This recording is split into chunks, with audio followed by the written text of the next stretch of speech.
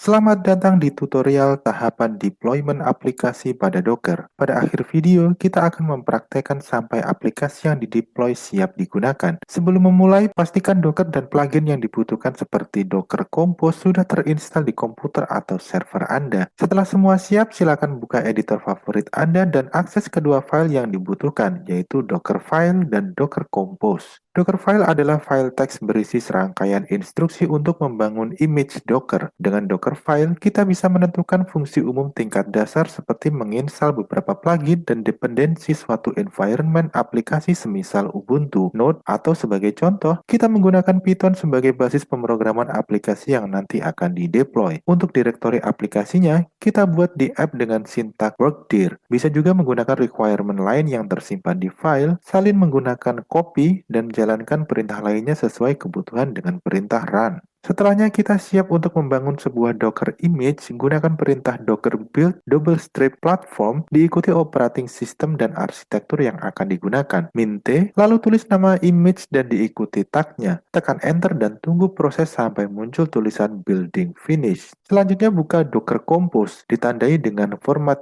.yml untuk mengatur konfigurasi atau menjalankan beberapa kontainer dari image yang telah dibuat sebagai satu layanan.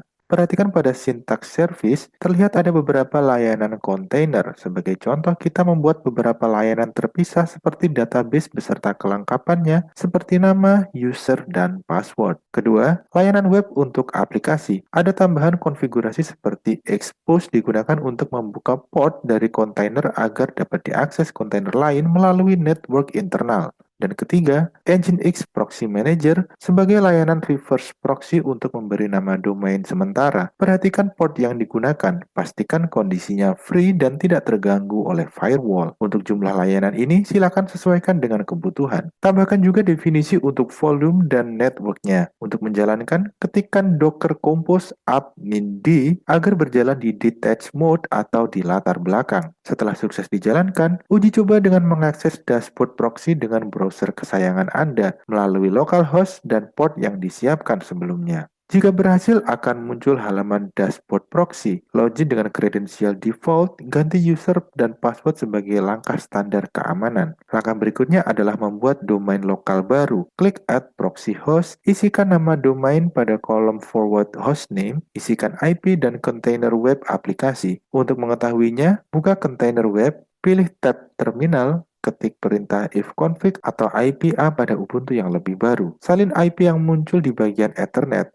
tempel pada kolom forward hostname. Jangan lupa isian port sesuai pengaturan awal. Uji coba web dengan mengakses nama domain baru, jika berhasil akan menampilkan halaman awal NPM. Congratulations, NPM sudah aktif. Berikutnya edit host di /etc/host, tambahkan alamat domain baru untuk menginstruksikan supaya browser mengarahkan ke alamat lokal dan bukan ke DNS di luar. Jika berhasil, silakan reload halaman, akan tampil halaman web yang sudah disiapkan. Anda mungkin harus bersihkan cache browser jika diperlukan. Hal ini menandakan dua layanan sudah aktif dan terkoneksi. Untuk layanan database yang belum disetting, normalnya akan memberikan notifikasi error. Silakan membuat database baru atau impor dari yang sudah ada di kontainer database. Buat user baru yang akan digunakan untuk koneksi ke aplikasi. Dan uji coba menggunakan fitur CRUD untuk memastikan database tersambung dengan lancar. Sekian tutorial kali ini, selamat mencoba dan sampai jumpa pada video tutorial lainnya. Terima kasih.